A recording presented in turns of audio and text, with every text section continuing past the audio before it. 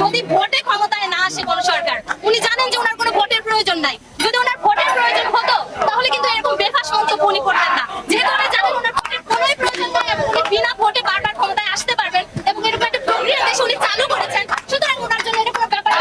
5টা লাশ পড়েছে, 10টা লাশ পড়েছে, আমি তো আমার সিংহাসনে আছি, এটা ওনার জন্য কোনো ব্যাপার না। আরেকটা ব্যাপার হচ্ছে ওনার আশেপাশে যে সুশীল সমাজ রয়েছে, সেলুট টু দেম। কি তাদের মেধা, কি তাদের মনন, একটা শব্দ নিয়ে তারা পড়ে আছে রাজাকার। স্যাটায়ার বলে যে একটা শব্দ আছে, এটা ওনাদের জানাই নেই যে রাজাকার কে বলেছে। পুরো ডায়লগটাও কিন্তু উনি শোনেন নাই যে তুমি কে আমি কে, রাজাকার রাজাকার কে বলেছে স্বৈরাচার স্বৈরাচার। ওই শব্দটার দিকে একটু ধ্যান দেন যে আপনাকে স্বৈরাচার কেন বলা হচ্ছে, কারণ আপনি বিনা ভোটে বারবার ক্ষমতায় এসে এরকম বেফাস মন্তব্য করে যাচ্ছেন একের পর এক। এবং আপনি দেখছেন যে আপনি ভারত যাচ্ছেন, চীন যাচ্ছেন, আপনি যুক্তরাষ্ট্রের সাথে তাল মিলিয়ে চলছেন। আপনি জানেন বহির্বিশ্ব আপনাকে এখন পর্যন্ত গদিতে বসিয়ে রেখেছে জনগণের ভোট ছাড়া। সুতরাং আপনার এখন ভাববার কোনো ব্যাপার নেই। কিন্তু আপনার মনে রাখা উচিত 1952 সালে একইভাবে চিন্তা করেছিল পূর্ব পাকিস্তানের শাসকরা। 1971 সালেও তারা একইভাবেই চিন্তা করেছিল। 25শে মার্চের যে বর্বর হামলা একই চিন্তা থেকে হয়েছিল, যে চিন্তা আপনি এখন করছেন। হল বন্ধ করে দিবেন, ইউনিভার্সিটি বন্ধ করে দিবেন, স্কুল কলেজ বন্ধ করে দিবেন, এগুলো হয়েছিল, আগেও হয়েছিল। অতীত থেকে শিক্ষা নেন, হিস্ট্রি রিপিটস ইটসেলফ। আমরা দেখতে পেয়েছি যে পাকিস্তানের কুত্তাগুলো যেভাবে 52 সালে ভাষা শহীদদের উপরে গুলি চালিয়েছিল, ওনার সেই পেটুয়া বাহিনী, ওনার সেই পুলিশ লীগ একইভাবে আসলে গুলি চালিয়েছে। Police go back! Go back, go back! Police go back! Go back, go back! Police go back! দালালি আর করিস না! দালালি আর করিস না! দালালি আর করিস না! পিঠের চামড়া থাকবে না! দালালি আর করিস না! পিঠের চামড়া থাকবে না!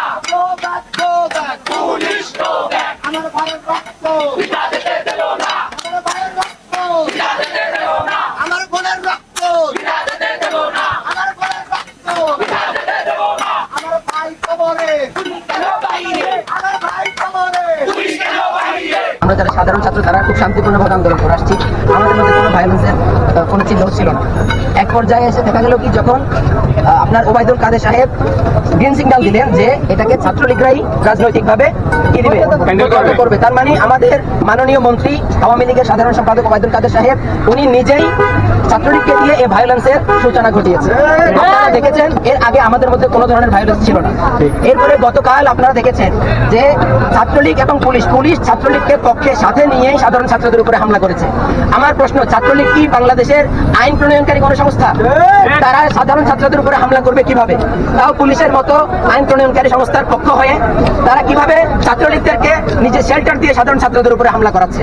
আপনারা দেখেছেন ছাত্রলীগদের, এরা নাকি ছাত্রলীগ, এরা যদি ছাত্রলীগ হয়ে থাকে এদের কাছে আগ্নেয়াস্ত্র আসে কোত্থেকে? এরা আগ্নেয়াস্ত্র নিয়ে সাধারণ ছাত্রদের উপরে হামলা করে কিভাবে?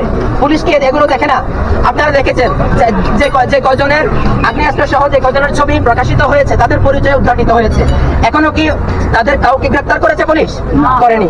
তার মানে আপনি আমাদের এই প্রশাসন বাংলাদেশে একটা গৃহযুদ্ধ লাগিয়ে দেওয়ার নেপথ্য হিসেবে কাজ করছে। তারা বাংলাদেশে গৃহযুদ্ধ লাগিয়ে দিয়েছে। পুরো বাংলাদেশের 99.5% মানুষকে রাজাকার আখ্যা দিয়ে তারা 5% মানুষকে তারা দেশপ্রেমিক মুক্তিযোদ্ধা আখ্যা দিচ্ছে। তার মানে আমরা কি সবাই রাজাকার? আমরা দেশপ্রেমিক, আমরা কি রাজাকার? আমরা বৈষম্যের বিরুদ্ধে দাঁড়িয়েছি, এটা কি রাজাকার?